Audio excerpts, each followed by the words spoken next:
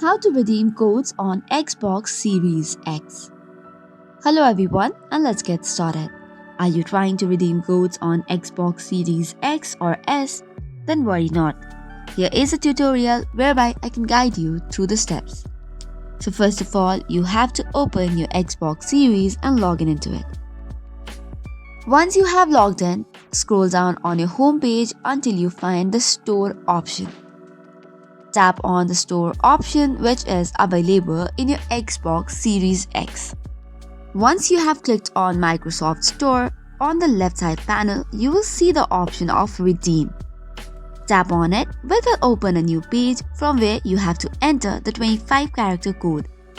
Once you have given the code, after that, it will be automatically added into your account. So this is how you can easily redeem codes on Xbox Series X. So that's all for today's video. For more such contents, do not forget to hit the like and subscribe button. Thank you and keep watching.